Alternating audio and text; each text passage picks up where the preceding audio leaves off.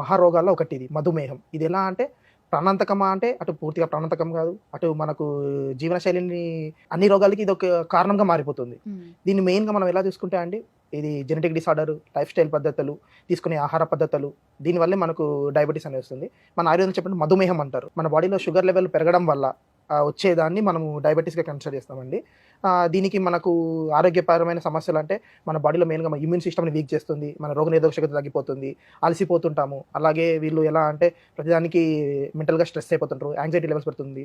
నిద్ర రాకపోవడం మెయిన్‌గా మనం చూస్తుంటాం డయాబెటిస్ వాళ్ళకి. సో ఒక్క డయాబెటిస్ వస్తే చాలు మన బాడీలో చాలా చేంజెస్ వస్తాయి. ఇంకా దాని నుంచి వేరే హెల్త్ ప్రాబ్లమ్స్ కూడా వస్తాయి. సో మరి ఈ డయాబెటిక్‌కి ఆయుర్వేదంలో ఎలాంటి మెడిసిన్స్ ఉన్నాయంట? మనకు డయాబెటిక్ కేర్ అనే ఒక ప్రోడక్ట్ ఉందండి. దీంట్లో ఉన్న మూలికలు చూసుకుంటే మధునాశిని, మనం ఇందాక అన్నట్లు మధుమేహం అంటారు కదండి ఆయుర్వేదంలో. మధునాశిని అనే ఒక ఇంగ్రీడియంట్ ఉందండి. ఇది ఏం చేస్తుందంటే మన బాడీలో ఉన్న షుగర్ లెవెల్స్ అనేది మనకు మెయింటైన్ అయ్యేలా చేస్తుందండి. దాని గురించి మనకు సైంటిఫిక్ రీసెర్చ్ చేసి అలాగే ఈ వే బెటర్ వాళ్ళు ఎన్ఏబిఎల్ అలాగే ఆయుష్ సెంట్రల్ గవర్నమెంట్ నుంచి అలాగే అప్రూవ్ చేసుకుని డయాబెటిక్ కేర్ తీసుకుంటున్నారు.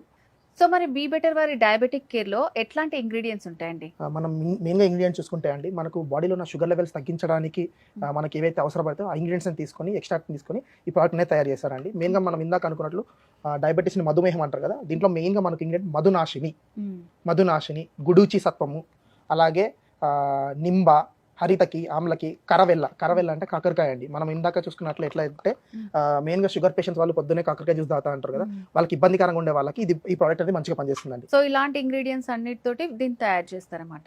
సో మరి దీనికి కూడా ఏమన్నా ఏజ్ లిమిట్ ఉందా అండి? చాలా మంది చిన్నపిల్లల్లో కూడా వస్తుంది కదా, అలాంటి వాళ్ళు కూడా యూజ్ చేయొచ్చా? ఎట్లా యూజ్ చేయాలంటారు దీన్ని? ఇది మెయిన్గా మనము 18+ వాళ్ళకి యూజ్ చేసుకోవచ్చు అండి. చిన్నపిల్లలకంటే షుగర్ ఇప్పుడు అంతగా లైక్ వాళ్ళకి ఇంకా రీసెర్చ్ జరుగుతుంది, ఎలా వస్తుంది ఏమవుతుంది అనేది.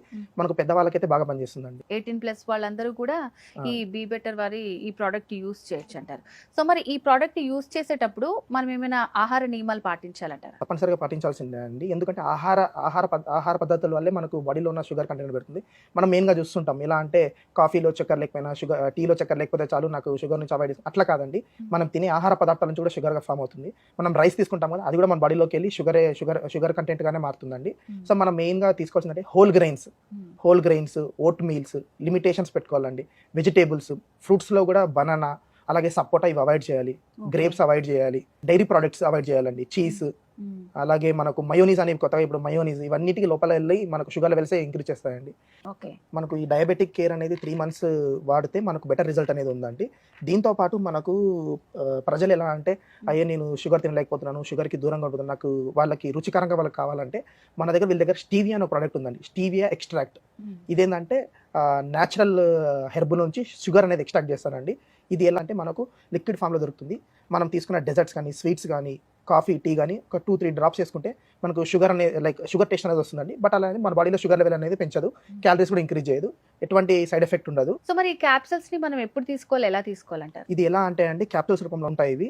అలాగే మనం ఏంటంటే మనము డైలీ లేవంగానే పరిగడుపున తినక ముందు ఒక 1 hour ముందు తీసుకొని 2 times తీసుకోవాలి. పొద్దున్న తినక ముందు, రాత్రి తినక ముందు తీసుకుంటే, అలాగే తీసుకొని ఒక 1 hour ఆగేసి మనం ఫుడ్ తీసుకోవాలండి. అప్పుడు షుగర్ లెవెల్ అనేది కంట్రోల్ అవుతుంది. అలాగే బీ బెటర్ వారి డయాబెటిక్ కేర్, సో ఇది షుగర్ పేషెంట్స్ అందరికీ ఒక గొప్ప వరం అనే చెప్పుకోవచ్చు మనం. సో ఇది డాక్టర్ గారు చెప్పినట్టు యూజ్ చేసుకోండి.